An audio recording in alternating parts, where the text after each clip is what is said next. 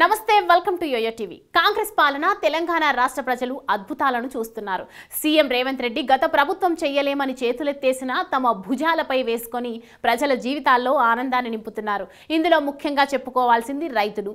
గత ప్రభుత్వం రైతులను పట్టించుకున్నదే లేదు. రైతు బంధు పథకం పేరుకే కానీ ఆ పథకం పేద రైతులకు అంతలేదు. కానీ కాంగ్రెస్ ప్రభుత్వం ఎన్నికల్లో ఇచ్చిన హామీలను అధికారంలోకి వచ్చిన కొద్ది రోజుల్లోనే ఒక్కొక్కటిగా నెరవేరుస్తూ వస్తోంది. ఇందులో భాగంగా రైతులకు ఇచ్చిన హామీని నిలబెడుతూ నూతన రికార్డులను సృష్టిస్తోంది.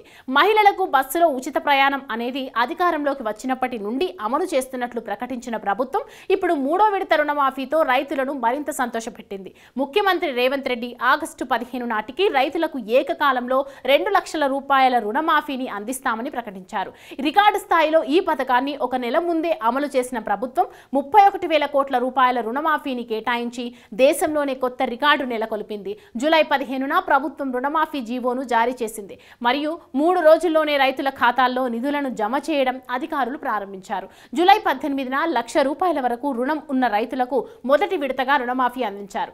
ఈ విధంగా 11,14,412 మంది రైతులకు 6,034.97 కోట్ల రూపాయలు విడుదల చేశారు. జూలై 30న అసెంబ్లీ వేదికగా 2వ విడత కార్యక్రమం నిర్వహించి 1 లక్ష నుంచి 1.5 లక్షల రూపాయల వరకు రుణం ఉన్న 6,40,823 మంది రైతుల ఖాతాల్లో 6,190.01 కోట్లు జమ చేశారు. కేవలం 12 రోజుల్లో దాదాపు 17.55 లక్షల రైతు కుటుంబాలకు 12,000 కోట్ల రూపాయల రుణమాఫీ నిధులు అందించడం తెలంగాణ చరిత్రలో మొదటిసారి. ఆగస్టు 15న స్వతంత్ర దినోత్సవం సందర్భంగా 3వ విడత పంట రుణమాఫీకి ప్రభుత్వం సన్నద్ధమైంది. ప్రస్తుతం విదేశీ పర్యటనలో ఉన్న రేవంత్ రాత్రి హైదరాబాద్ చేరుకొని ఖమ్మం జిల్లా వైరా మండలంలో ఓ కార్యక్రమంలో పాల్గొంటారు.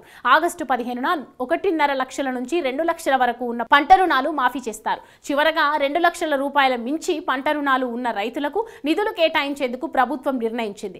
ఈ నిర్ణయంతో రైతులు రుణ విముక్తులు కాబోతున్నారు. ఈ నేపథ్యంలో రైతులు తమ పల్లెల్లో సంబరాలు చేసుకుంటున్నారు. గత ప్రభుత్వం చేయలేని పనిని రేవంత్ సర్కార్ అధికారంలోకి వచ్చిన సంవత్సరం లోపే చేసి చూపించడంతో ప్రశంసలు వెల్లువెత్తుతున్నాయి.